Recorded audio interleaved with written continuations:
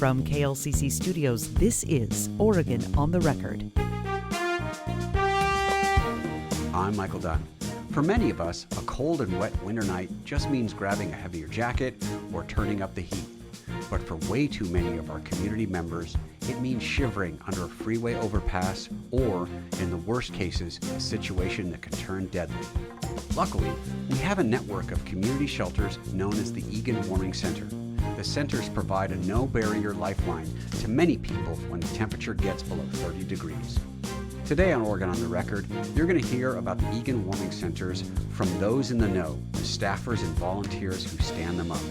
You'll also hear from Eugene's mayor about how we as a community need to do more for those without shelter, and our foremost expert in public health will tell you specifics about what living without shelters can do to the human body. As most of us zoom along in our cars, from warm offices to warm houses, it's easy to forget that there are so many people who are going to spend tonight on the very edge of survivability because they don't have shelter. For a few of those people, they might be lucky enough tonight to get a bed and a hot meal at one of our community's true lifesavers, the Egan Warming Center. Today on Oregon on the Record, you're going to hear from a host of voices about this collection of shelters which literally saves lives when the temperature dips below freezing. And you'll hear these same voices tell you that it's not nearly enough to satisfy our region's growing need for shelter during bad weather in both brutally cold and brutally hot conditions. Volunteers, who are the very lifeblood of Egan, will give you an inside look on how these shelters work. The mayor of Eugene will talk about how we need to do so much more to help our vulnerable populations, and Lane County's preeminent voice on public health will tell you about what an unsheltered existence does to the human body. First up, you'll hear from Eugene's mayor about how we as a community do some things well in terms of providing shelter and how we need to do more. Mayor Lucy Vinnis with the City of Eugene, thanks so much for coming in and talking to us. Thanks for inviting me. You know, from an elected leader's perspective, how are we doing as an overall community in terms of providing shelter, especially on the worst weather nights of the year?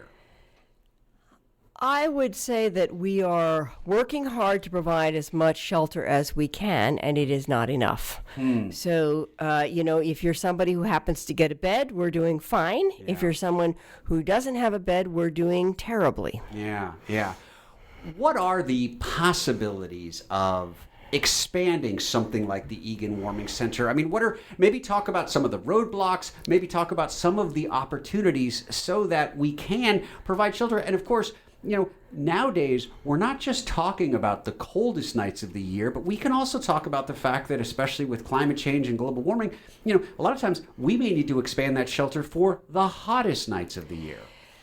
I think that, the barrier really is that these are basically volunteer endeavors, and we need donated space and we need volunteers to run them, and it takes people hours to make that happen. And then you're also recognizing that we're serving people who are fairly high need. I mean, these are very low barrier shelters and they're very high need people. So we're realizing that they need some skill building, they need some training. Not everyone is equal to the task. So I think that the Egan Warming is very well managed and people get training and it's well supervised, but it can be challenging. And then if we have really difficult weather, we have a serious ice storm as we did last year at this time of year, then it's even hard for the volunteers to get there.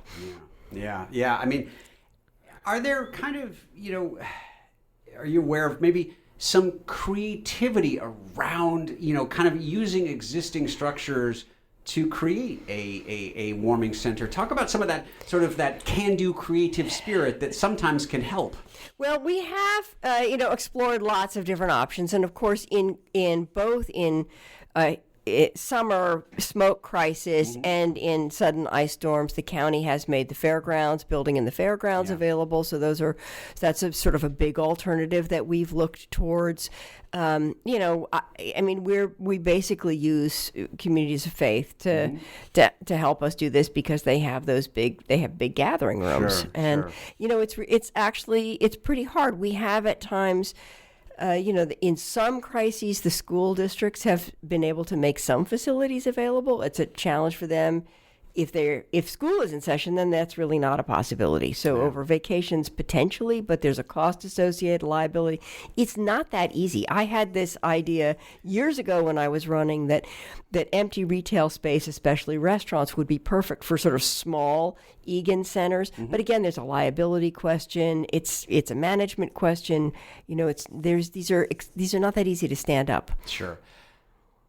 We're at I don't know what the right term is, an inflection point around downtowns. And I'm specifically talking about, coming out of COVID, there's been a bit of a transition in work, and we're seeing more people doing hybrid or work from home. And so that has provided, if nothing else, maybe some vacancy opportunities in downtown quarters. And I know there's been some ideas floated about maybe trying to convert, commercial real estate into residential. I know there are challenges with that, but I'm just wondering from your perspective, if we're already going through this sort of shift in a downtown area, might there be ways in which, again, that word about creativity, to maybe eke out some more space for something like shelters? I don't think I don't think for our retail space downtown, I don't think shelter is the best use. Okay. This is our most valuable real estate. Sure. And so you really want businesses in there that are going to pay taxes. Okay. Because the downtown is our economic engine. It's really not the best place for that kind of use. I think. So we really do need to look at larger spaces, more flexible spaces. We are,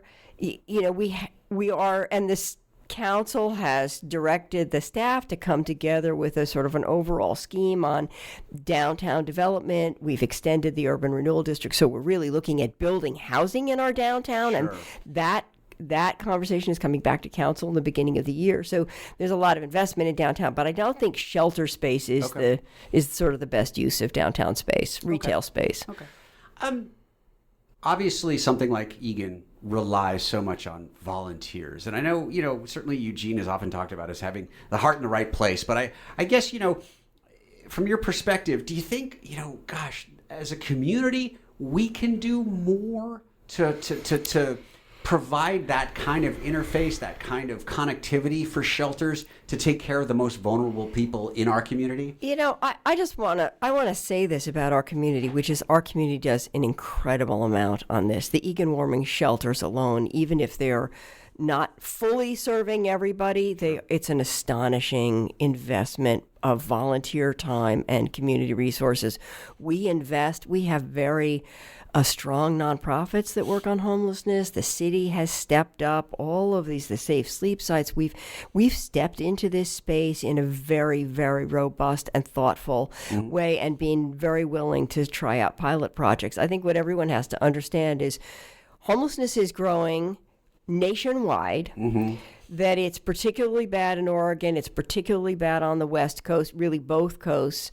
The scale of this just out. It's really not that we don't have good ideas. It's that the scale of it is just so massive. The need is so great. And, we really, really do have to look at our partners with the county, at the state. We have to look to the federal government. We really need extraordinary support. This is a very heavy lift for a city. Yeah. Well, and to that point, I kind of wanted to, maybe this is getting into the municipal weeds, if you will, but, how does the city and the county and other organizations and the state, how do you all work together? And then a follow-up to that is, are there better ways in which multiple jurisdictions can work together to provide that kind of baseline shelter that we need? Yeah, so the standard for success, when you look at places that have had success, the standard for success is that there is a single overriding organization which all of the people doing this work, all of the entities doing this work are aligned. And so we're moving in that direction. Okay. And the city has coordinated closely with the county. The county has historically and by structure is the housing and health and human services organization. It's really in their bailiwick. They have not had the capacity to do it, so the city has stepped in. So that is the conversation now. That's the ongoing work of how do we align our work and make sure that we're all of these so there's a lot of structural, systemic work that's happening between the city and the county. And the governor and her initiative, her all-in initiative, where she required these multi-agency committees to coordinate the work, the governor is stepping into that space also. She wants to see that single overriding orchestration of the work. So that is where we're going. We're not fully there yet. I would say the city and the county still have separate programs, separate structures, but we're working to more and more closely align those. This is one of those questions I get to ask. It's sort of the positive and the negative. And your term as mayor is coming to a close. I wanted to ask you sort of what, kind of looking back over your tenure, what has been something that has been the most frustrating on this issue in terms of providing that kind of baseline shelter? And then, of course, what is maybe something that's been such a game changer that's really helped? Well, I think that what's frustrating me is what's frustrating everyone is that when I took office in 2017, in 2016, we were sort of riding on this idea that we were actually getting ahead of the curve on homelessness. And we thought when I took office, I talked about establishing a permanent shelter, that not that it's the solution, but it's such an important part of a solution in a community. And we had hopes, and we invested in a sort of a report on which we call the TAC report, the feasibility study. In that time, that navigation shelter has been established. We funded it. It's been created. It now functions, so it does the role. I think the frustration is to recognize that the pace at which people are falling into homelessness still exceeds our capacity to respond, and that's the frustration. It's like we're doing all this work. We're doing more work than we've ever done before. We're coordinating better with the county, where we have advocates at the state level. We're doing all that work, and yet poverty, lack of affordable housing, just the cost of living in our community, people are just losing their housing faster. Sure. And then we add to that the challenge that we face with drug addiction and managing that. And it's hard. It's much harder for those folks that are coping with addiction to then stabilize their lives. So all of those pieces, that's the most frustrating. Sure. The exciting thing, I think, is that the work that we have done is really proving to be very successful. And our concept around the safe sleep sites, which we stood up mostly with federal American Rescue Plan Act funds, those ARPA funds, those have been very successful. There are long wait lists for those. Those are folks that they have benefited from that stability, that access to services. What we know and what's exciting is we have the capacity to do this work, and we're making that investment in affordable housing. It's just the pace. We can't build the housing fast enough to really address the number of folks that are out there. And that's just, it's time and investment, and we just have to stay with it. And that persistence, I think, is hard for the community, right? The community gets frustrated and restless. Why aren't you doing anything? Why don't you do more? Why are you investing in downtown and not building a shelter? I mean, there are all those. Why are you even talking about an M stadium when you should be building a shelter? I mean, there's all that conversation. Sure. Yeah, no, that makes sense. Well, Mayor Lucy Vinnis from the City of Eugene, as always, thanks so much for coming in and talking to us. Thank you. I'm Michael Dunn, and you're listening to Oregon on the Record from KLCC and our show about warming shelters and their role in our community. Next up, you'll hear from the person who manages the Egan Center and says we have to rethink public investments so that centers like his can go out of business. Tim Black, St. Vincent de Paul's Emergency Response Coordinator. Thanks so much for coming in and talking to us. You bet. I'm glad to be here. Yeah, why don't you give us an overview of the Egan Warming Center, what you do and what it does for the listeners who may not know. Yeah, well, I have to start with Major Thomas Egan, who was a member of our community, who was found frozen to death in December 2008 at the end of Blair Boulevard in the Whitaker neighborhood. Over a period of just a couple of days, the temperatures went from mid-30s down to the mid-teens. And he was found partially covered in snow with an empty liquor bottle next to him. Okay. And that part of the story matters only because at that time, our community did not have a low-barrier emergency winter shelter system. Low barrier meaning he would have been welcome inside that night. Okay. You can come inside Egan if you're drunk or high or whatever. He didn't have those options that night. Okay.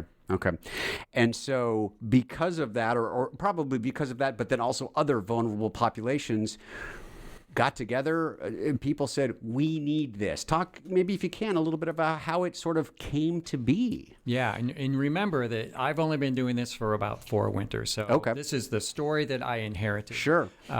Not unlike a lot of communities, I think, around the nation. It started with a loose network of faith-based institutions. It was actually a group of churches in Springfield that were already working at that time to put together a shelter system. Okay. Then when Major Egan died, it put the effort over the top.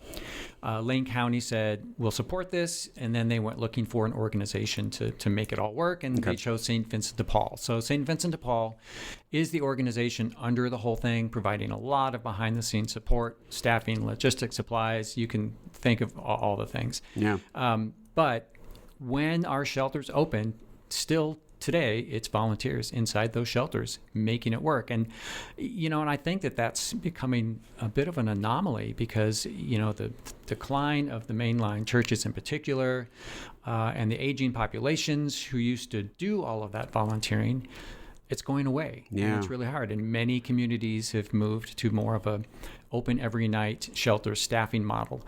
We know we need that, but it's really expensive. Yeah. And, sometimes I really wonder if our community understands how much our volunteers do to make sure that we don't have folks in our community that will freeze to death. Yeah. Give us some of the sort of the logistics of it all. And I'm thinking, when it opens, what are the criteria of when it opens, the location, the people it serves, how many people it serves. Give us kind of that kind of the deets, as the kids say, about what Egan does. Yeah, well, I mean, the whole purpose, the very simple purpose of Egan Warming Center is to open its doors on nights when it could be so cold outside that somebody could freeze to death. Yeah.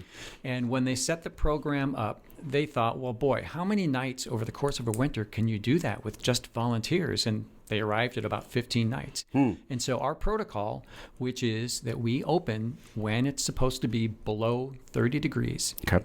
That 30 degrees is only based on that 15 nights a year because they found that, people say, well, why not freezing? Well, if we tweak that protocol up to 31 or 32, in most winters, that would double at least the number of nights that we'd be open because there are so many of those dates that are on the edge. But we're not going to miss any of those nights when it is going to be in the low 20s or the teens. Okay. Those really dangerous nights.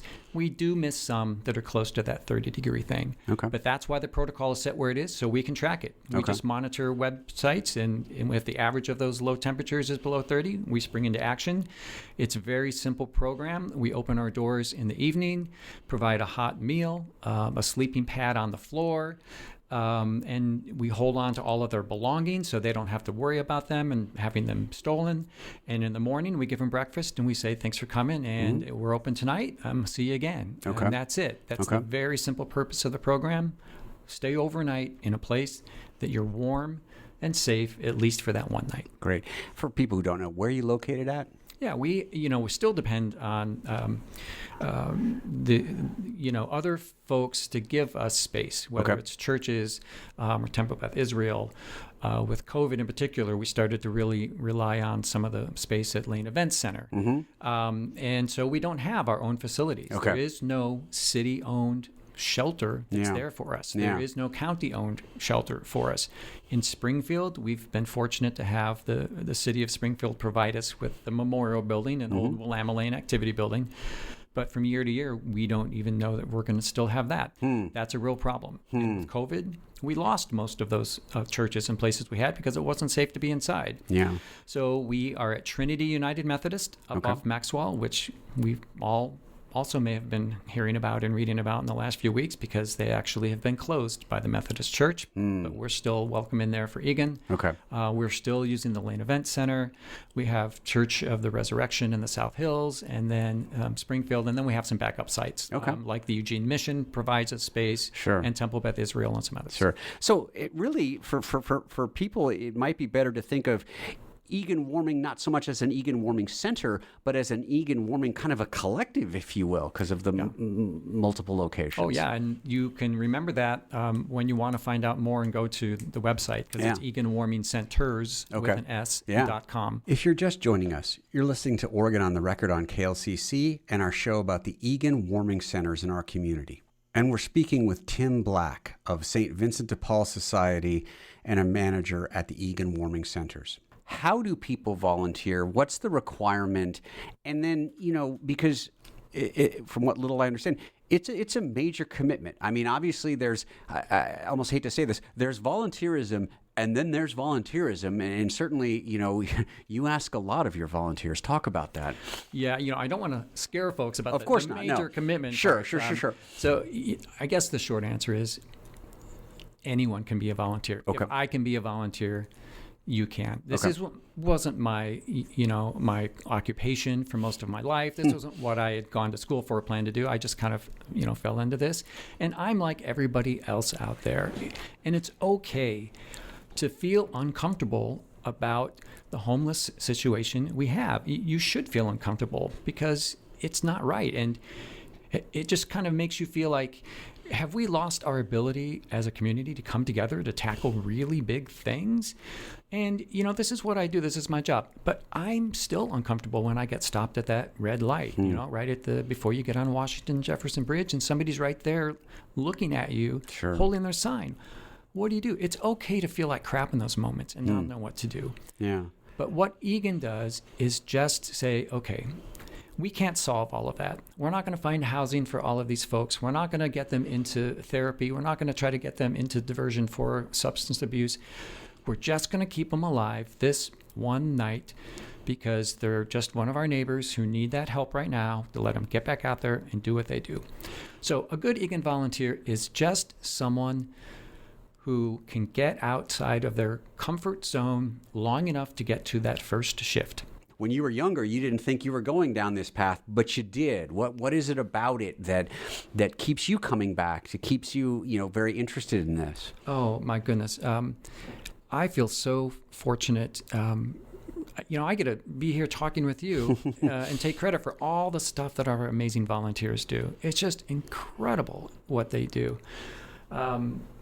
And I just feel so fortunate that I have them. And I also feel fortunate that we live in a community that is really trying some stuff. And the thing about trying all of these things, whether it's the safe sleep sites or more aid on the street or not moving the big tent encampment until there was an actual place for them to go. Yeah.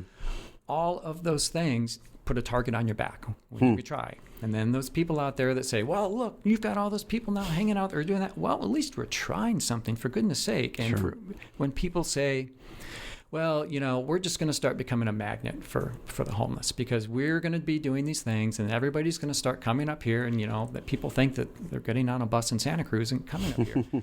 I have two answers when I hear that. The first is, well, the numbers actually don't show that. The homeless in any community are almost always, the vast majority, are from that community. They're our neighbors. And yes, they may come in from the outlying rural areas that don't have any services, but there are people. Yeah. And then my second response, if people say, well, we're just going to become a place that these people just go because they can't get help any other place. So what? Isn't that fortunate that they found their way here to community that does have some volunteers that want help? Yeah. Tim, my last question for you, and this is sort of a classic talk show question, but if you could wave a magic wand, one thing that could perhaps make it a little bit better for what you do and the Egan Warming Center, or just generally speaking, that can make, these nights of suffering a little bit better. Yeah, it's an easy answer because it's a win-win for everybody. If you're somebody who doesn't like to pay your taxes, if you're somebody who doesn't like to see the homeless in tent encampments, if you're somebody who just hates to see people suffering, the cheapest thing we can do as a community for taxpayers is to do the initial investments to just provide enough affordable housing at all different levels. Every study, every community shows the same thing. People want an answer yesterday, and it's just not going to happen. We didn't get here overnight. We need a 20-year plan.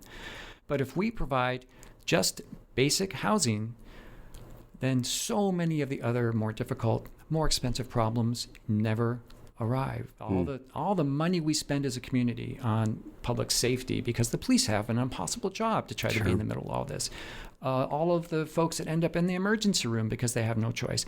We all end up paying for that. And, you really cannot discount just the emotional toll it takes on a community too, where it really does make you feel, I don't know, there's not icky, right? Like, what's a good word for driving by all those tent encampments? Sure. It's just really, is that really what we have to be able to endure as a community? No. There is a cheaper, easier way, but it's going to take some open-mindedness. It's going to take everybody giving just a tiny bit, and it's going to take some time. Good enough. Well, Tim Black, the St. Vincent de Paul's Emergency Response Coordinator, thanks so much for coming in and talking to us. Thank you, Michael. I appreciate it. I'm Michael Dunn, and you're listening to Oregon on the Record on KLCC and our show about community warming centers. So what's it like to be in one of these warming centers? Many of us have never been inside, but the next two voices you'll hear are amazing volunteers who spend long, cold nights helping those in desperate need. First, you'll hear from Melissa Takish. Melissa Takish, a volunteer at the Egan Warming Centers. Thanks so much for coming in. Yeah, thanks for having me. Yeah. Boy, how long have you been a volunteer? This will be my 4th season with the Egan Warming Center. Okay. So give us, tell us, how you do it, where you do it, kind of give us the details of your volunteer service. Yeah, well, when I started, it was because of a friend, Jason, who is a longtime Egan volunteer, who had been telling me about his experiences, and it was during the pandemic, right as it started, and, I had some time all of a sudden, some free time. And looking around at the suffering in our community, it can feel disempowering as a regular person. You don't know what to do. You don't know what you can do to help. And so I thought, sure, I'll just show up. I work at the library, so I'm really comfortable working with the unhoused. And I have lots and lots of training from the city. So I thought, this might be a good bet for me. So I started off doing bags. Bag check-in is one of the things. When the guests arrive, they're asked to get all of their belongings and give them to us and entrust them to us for the evening. And so that was kind of how I started, but roamed around and did a lot of the different volunteer opportunities. I worked in the food. We have meals for them, so I worked helping people get meals and coffee, worked giving people the donations. I did some cleanup stints. I kind of tried a bunch of the different things. But my favorite part is the bags. Boy, as a volunteer, kind of what makes for a really good night, and then maybe what creates some real challenges when you're volunteering. Yeah, well, a good night. Especially for those late night shifts, when you're in the room and it's peaceful and quiet and you can hear this sea of snoring and contented sighs, and you know that those people are there safe for that evening, really is one of the most contented feelings you can get. Like, it's a real tangible feeling that, I'm doing something that matters tonight. There's so many big issues in the world right now, and this is just one thing that I can do right now to help just these few people get through the night in a safe way. And so that's probably the best. Sure. And then as far as the most challenging, often there are guests, there's a lot of untreated mental illness. There's a lot of very serious physical health disorders that we're seeing people can be very agitated and upset. Many of these folks are not used to being so close together with a whole bunch of other people, and, it can lead to conflict. But the Egan team are committed to de-escalation, to creating an atmosphere that just promotes calm and respect for each other, and that radiates out to everyone who's there. Yeah. I imagine you probably get questions like, what's it like? How do I volunteer? What's it like? What's your kind of, I don't know if you want to call it a pitch or just your informational sort of talk for people who are interested or curious about volunteering at the Egan Warming Center? What do you tell them? Yeah, well, the first step is just to go to one of the volunteer orientations, and those usually happen on Zoom. You can call in if you don't have access to the internet at home. You could still listen in, and that is a really great overview of all the different positions, how Egan works, how it was formed, why it was formed, and the kind of work we do in the community. So that's the good first step. Okay. And then beyond that, when you are signed up as a volunteer, you'll get those activation alerts. You can search through, maybe find a shift that works for you. And when you show up, just let someone know this is your first time. We will shower you with adoration when you come for your first time. And we want you to have a good time. If you have any questions or challenges or if there's something that doesn't seem right to you, definitely talk with someone in leadership, talk with the site lead. We're here to make everyone feel comfortable, and we want you to come back and participate again, because it really there's the feeling you get from helping folks who are suffering in our community. That's the one thing. But the other thing is the other volunteers are so cool. They're just amazing, wonderful people. It attracts people from all different walks of life. There are people there for all different kinds of reasons. But these people are so committed, and they are so generous with their time, and so willing to practice their skills and to share what they know with other new folks that are just joining the team. So I highly suggest giving it a try. Great. Melissa, my last question for you is this. I loved how you talked about earlier about the fact that, there are so many problems that we have to deal with in a society. They can feel overwhelming. What you talked about is sort of that idea of, hey, for one night, I'm going to help a group of people get through. Talk about that sort of mentality about, you're not solving the world's problems, but you're making a little bit of a difference. Talk about that feeling. Yeah. Well, I feel like because, nowadays we get news from all across the world, and we know the kinds of things that are happening in the world that are really painful for us to see, right? We have very little control over events that are happening in other countries or nationally, even within our community. We can feel powerless, against the suffering that, just driving through town on a regular day, you can see the level of suffering that we're faced with.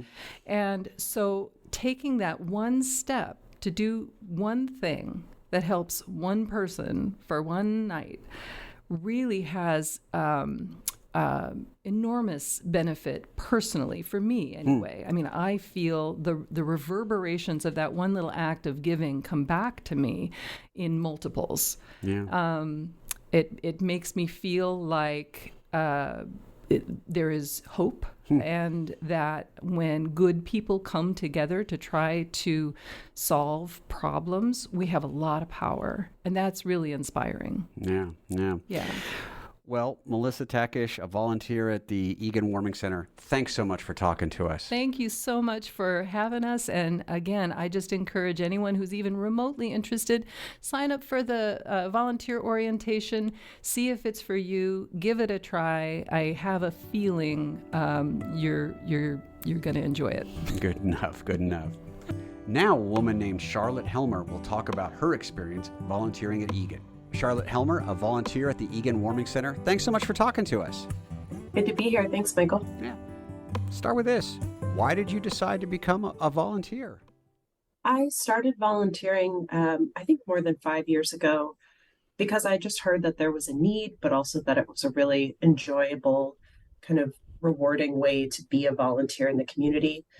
And the first couple of shifts I tried, I just felt like I was a small part of a big machine, and it was great, but it didn't necessarily, I didn't know that they really needed me there, right? There's a lot of many hands make light work. Okay. But then during the the pandemic, the first winter that we had, when we were trying to maintain the shelter system, a lot of our core volunteers rightly took a step back if they were particularly at risk during that first year when we weren't able to get vaccines. And so at that time, my relationship with Egan really changed, and I just sort of stepped into new roles because there was a need. I have to say, that's pretty amazingly selfless on your part, because obviously, during the pandemic, there were so many unknowns about human to human contact and what could happen. So was it scary? Yeah, I see what you mean. It could have been scary, but what I remember is just the simple, clear knowledge that this is a critical need in the community, that everybody deserves to be safe and warm on the coldest nights of the year. And all of us should just be doing what we can. So it was kind of a simple equation in my mind. I don't actually remember feeling particularly overwhelmed, but more like, okay, here's an opportunity, here's a need. I might as well lean in and see what I can do. I can imagine, especially as someone who's done it a fairly long period of time and now a shift lead, you probably get brand new volunteers, and they might come to you with a lot of apprehension, maybe even fear, just a lot of questions. I mean, in addition to just sort of being able to explain to them the process and what they need to do you have to kind of coach them through some of that initial apprehension and just initial, like I said, maybe there's just genuine fear. I mean, you're talking about people who, I know it's a no barrier entry. These are people who people living on the streets. What do you do to help kind of people get over that apprehension, if that's the right word I'm using? Yeah, I think that is the right word. I think a lot of us feel apprehension when we first start out as new volunteers. There's a couple things that we do.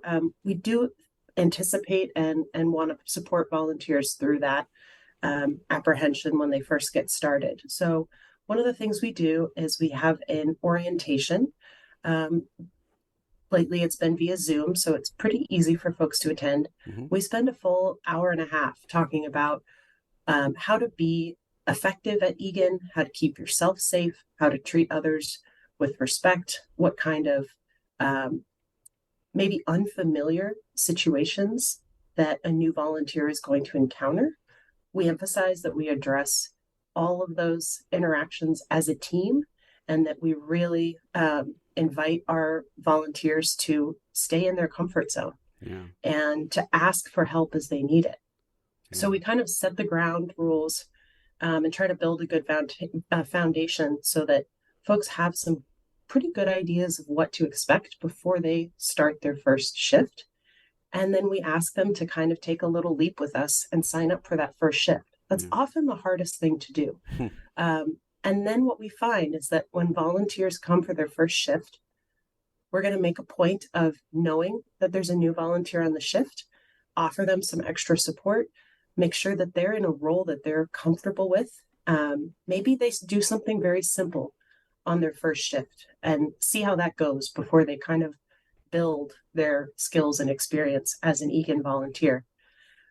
And what we find is that a lot of first-time volunteers leave their first shift feeling like it maybe went better than they expected, or that they learned a lot, or that they maybe it was challenging to kind of be face-to-face with folks who are really going through a hard time or living really rough, but also that they felt like they were able to be useful. And they typically really enjoy the community spirit at Egan. It's not dire and heavy all the time, right? We actually have a good time together. When you get a bunch of people in the room together, there's a lot of opportunity for jokes and songs and just the feeling of doing something important together. Yeah. So once folks do their first shift, they usually come back. You obviously give a lot by being a volunteer at Egan. What do you get out of it? It's a good question. I don't know if I have a good answer. I think I get I think by volunteering at Egan, I get a little bit of certainly connection and community. I meet people that I wouldn't meet otherwise, but guests and volunteers.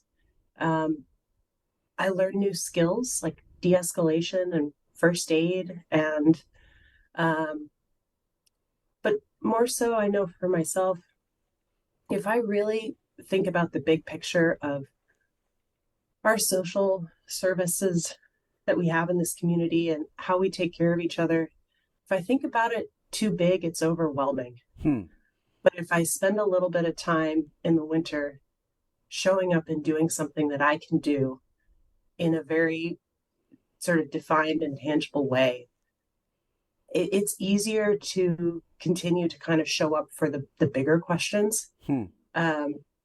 It's not like that it gives me control over the situation, right?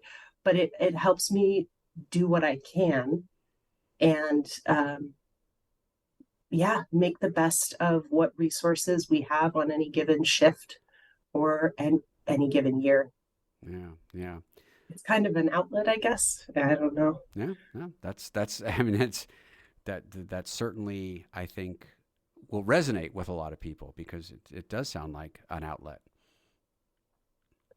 It is, and I certainly understand how anyone could feel overwhelmed or burned out on the idea of like, how do we take care of folks who are unhoused? How are we allies to them to help them have access to the tools and resources they need without patronizing or creating too many barriers to accessing those tools. So I love the beautiful simplicity of Egan, which is that we are a low barrier shelter. We are going to do what we can to make it so that anybody can be there as long as they can be in the shelter without kind of driving other folks out into the cold. Sure. They can be there. So even on a day when things are a little chaotic, we don't have basic supplies, maybe the roads are so icy that a lot of our volunteers couldn't make it in. Maybe we've had a medical event and needed to transport someone to the hospital, or rather call EMS for that.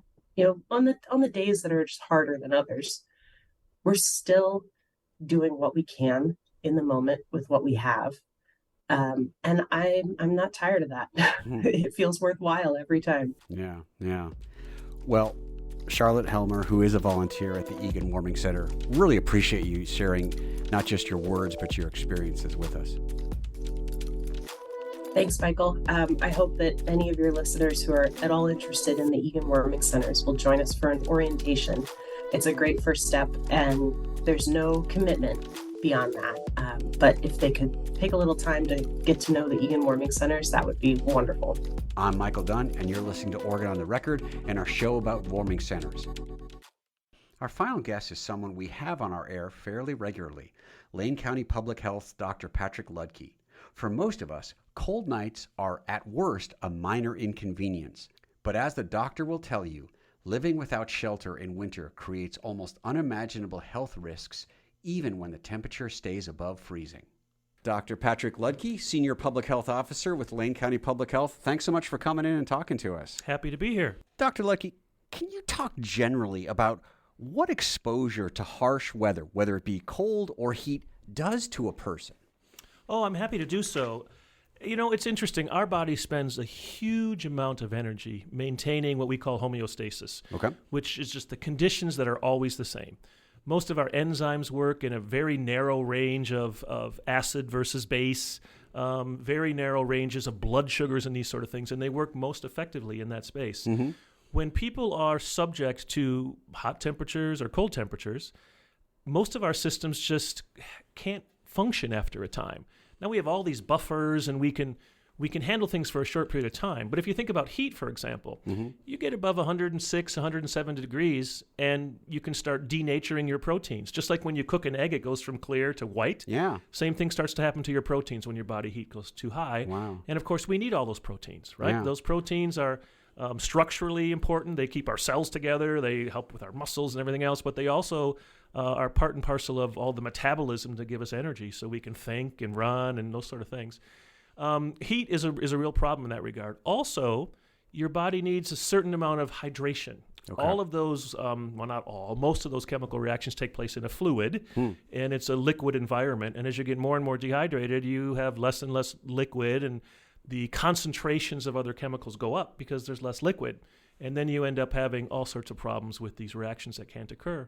So heat is just a real problem in that regard. Yeah. And of course, frost freezing is on the other side.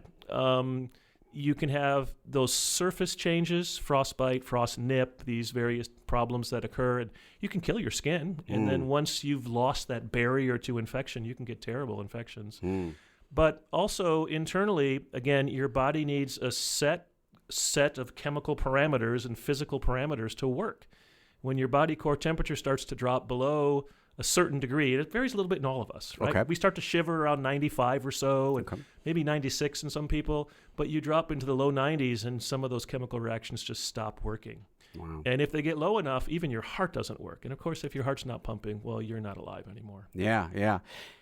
I would imagine, obviously a lot of times warming centers open up when it gets below 32 degrees, but obviously people out on our streets who don't have shelter are living with a continuous in the wintertime. It might not get down to freezing, but certainly in the 40s or high 30s. Is there a cumulative effect of spending a lot of time outdoors not sheltered that kind of goes along with what you just talked about? Maybe not as extreme, but kind of aggregates over time. Well, I think there are several, Michael. Okay. And actually, there are pieces to it. So, for example, when you're outside for a long period of time and you don't have access to, for example, showers, hand washing, that sort of thing, you accumulate dirt, you can accumulate mites and other things that can live on you, and that can be a problem. Absolutely can be a problem. And then in addition, there's clearly emotional overlays, right? It's just in the cold, gray, dark winters that we have here on the west side of the Cascade, it's an ongoing challenge, and there's emotional challenges too. Other points on the physical side, I think it's important to note that there are additive parts and changes to your endocrine system. Your body starts to function differently, saying, okay, I'm in the cold all the time. I need excess body fat. I'm going to have to change the way I metabolize things. And there are changes to some kidney function if you get too cold repeatedly. And some of those can add up over time. And people will, unfortunately, get some strange, interesting, I don't know what verb or what word we can use, conditions that you don't otherwise see. Urinary retention is a problem. People don't have access to facilities or that sort of thing, and they're outside in the cold, and their kidneys aren't working the same anymore. Some real problems. Yeah. As an outdoorsman, I've always heard of this thing called the rule of threes. Maybe you're familiar with it. It's sort of like this. You can survive about 3 minutes without oxygen, but without shelter in an inclement environment when it's super cold, you can survive maybe just about 3 hours without adequate shelter. Is that rule of thumb? Is that accurate? And the reason I ask is because when it gets really cold, it's kind of a race against the clock for people who don't have shelter. Is that a fair assessment? Well, it is a race against the clock, and it depends on the environment. Okay. So I think you and I have discussed this before. My first career as a doc, I was a Navy doc, and you can get hypothermia anywhere at almost any temperature that's lower than your body temperature. Yeah. But it is much worse in certain environments. So if you fall overboard and the water happens to be cold, all of that water is touching you, and you lose body temperature really fast, much faster than if you're standing out in the same air temperature. So 50-degree water, your muscles could stop working very quickly, in a few minutes, actually. Yeah. So it really depends on the environment and your conditioning beforehand. Okay. Are you well nourished? Are you well slept? What kind of comorbid conditions do you have? But I hadn't heard of the rule of threes before. Okay. But absolutely, it's a real challenge, and it can be additive to the other problems that your body is enduring. I bet. Well, Dr. Patrick Ludke, Senior Public Health Officer with Lane County Public Health, thanks so much for talking to us. Always a pleasure, Michael. That's the show for today. Let's be honest. Many times when we see those experiencing homelessness, we just quietly pass and at best hope they have somewhere to go, and at worst get angry and think how bad a look it is for our community. But for those people, especially in winter, each night is a true fight for survival. Yes, it's great we have something like the Egan Warming Center, but we need to truly ask ourselves how it is that such a great community as ours has so many people living literally on the edge. I want to thank my guests for coming on the show and talking with us. Eugene Mayor Lucy Vinnis, Tim Black from St. Vincent de Paul and the Egan Warming Center, volunteers Melissa Takish and Charlotte Helmer, and Lane County Public Health's Dr. Ludke. This show, along with all episodes of Oregon on the Record, is available at klcc.org. I'm Michael Dunn, and this has been Oregon on the Record from KLCC. Thanks for listening.